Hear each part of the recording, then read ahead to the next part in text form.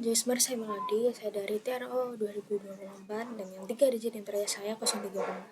Di kesempatan kali ini, saya akan menjelaskan secara teori dan sedikit praktik tentang reverse forward dan pompa air. Sebagaimana dari tugas ketiga praktikum mesin-mesin listrik, langsung saja kita bahas yang pertama.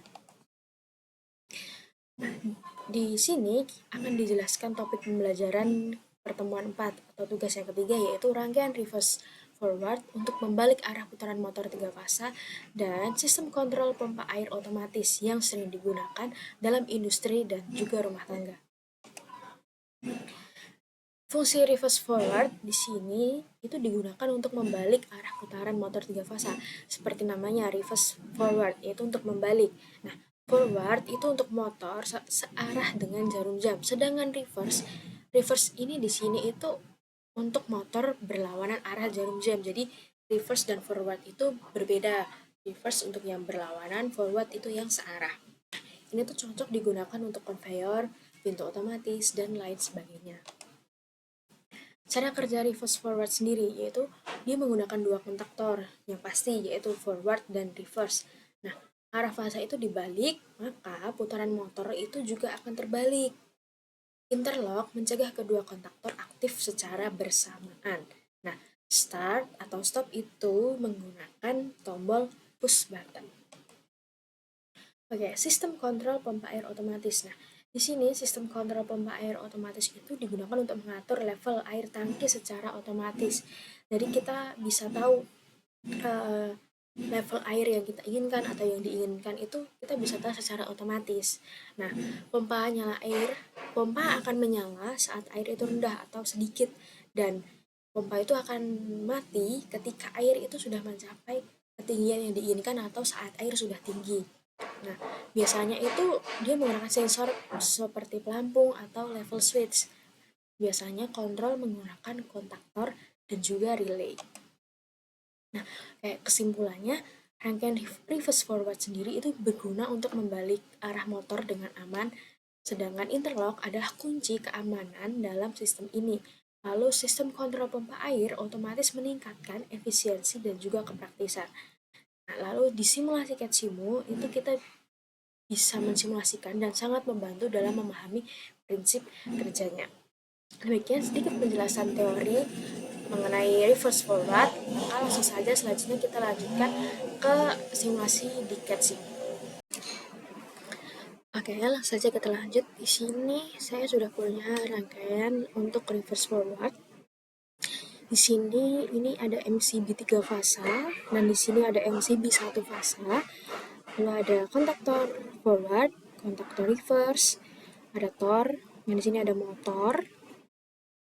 Di sini juga ada tor, dan di sini juga ada tombol emergency switch, lalu ada push button stop, lalu di sini ada indikator lampu off, indikator lampu trip, dan yang lain sebagainya. Oke, sini langsung saja kita coba untuk simulasikan.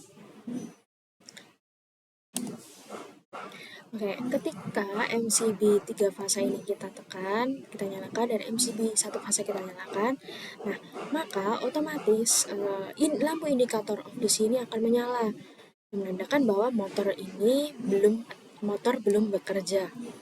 Lalu ketika kita ingin menyalakan motor ini, kita tekan tombol ini, forward. Nah, maka otomatis di sini motor akan menyala dengan tandanya indikator lampu forward di sini akan menyala, dan motor dia akan menyala secara forward atau searah dengan jarum jam seperti tandanya di sini. Nah, lalu ketika kita ingin menyalakan secara reverse, nah di sini ketika kita tekan tombolnya tidak bisa. Kenapa? Karena ini harus kita matikan dulu. Nah, di sini kita tekan push button off-nya. Nah, maka dia otomatis motor akan mati. Di sini lampu indikatornya menyala. Nah, lalu langsung saja kita tekan tombol reverse. Nah, si lampu indikator reverse menyala dan motor di sini juga menyala. Dia menyala secara reverse atau berlawanan arah jarum jam. Terbukti dengan tombol lampu indikator reverse ini menyala. Nah, jadi ketika kita ingin menyalakan motor secara reverse ataupun secara forward, kita harus mematikan terlebih dahulu untuk kita menggantinya.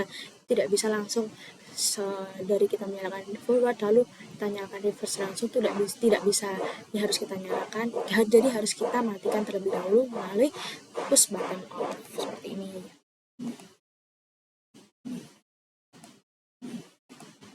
Nah, di sini lalu kita akan coba untuk kita menyalakan tor di sini. Nah, ketika kita menyalakan tor atau beban berlebih, maka di sini dia otomatis lampu indikatornya di sini akan menyala, yang membuktikan bahwa ada beban berlebih dan juga motornya di sini tidak berfungsi. Kayak demikian sedikit penjelasan mengenai reverse forward. Langsung saja kita lanjut ke pompa air otomatis. Oke, di sini kita sudah ke rangkaian pompa air. Nah, di sini ada MCB 3 fasa, ada MCB 1 fasa, ada kontaktor, ada tor, lalu ada motornya, ada emergency switch, lalu ada push button off, push button on. Bentar, tidak kelihatan. Di sini ada lampu indikator on, lampu indikator off, ada lampu indikator untuk trip atau tor. Nah, oke, langsung saja kita mulai untuk simulasikan. Nah, di sini ketika kita tekan MCB atau kita nyalakan MCB 3 fasa dan MCB 1 fasa, nah maka di sini lampu indikator dari off itu akan menyala, menandakan bahwa motor tersebut mati atau tidak bekerja.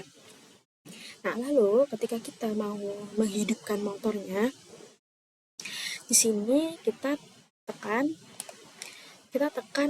push button on yang ada di sini. Nah, maka dia otomatis lampu indikator on-nya akan menyala. Nah, menandakan bahwa motor ini menyala atau bekerja sesuai dengan ketika kita tadi menekan tombol on atau push button on. Nah, ketika kita mau mematikan motornya, kita di sini bisa tekan push button off yang ada di sini. Kita tekan. Nah, maka otomatis dia motornya akan mati. Nah, di sini terbukti dengan indikator off-nya itu akan menyala. Ketika kita ingin menyalakan lagi, kita tinggal tekan saja tombol on. Seperti ini. Nah, ini di sini kita menggunakan latching.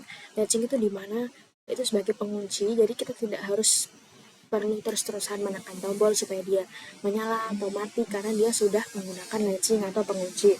Nah, seperti yang dijelaskan di teori sebelumnya bahwa dia tuh punya batasan maksimum atau batasan minimum. Jadi ketika air di dalam sebuah tangki itu sudah memenuhi batas atau sudah sesuai dengan yang kita inginkan atau sudah penuh, maka kan dia otomatis akan mati.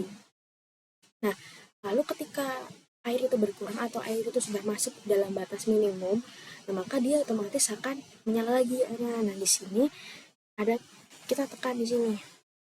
Ini kan dalam posisi mati ya, kita nyalakan dulu. Nah, kita tekan tombol yang ada di sini. Nah, ini ketika dalam batas maksimum dia akan mati seperti yang dijelaskan sebelumnya. Begitu dengan indikator lampu off akan menyala.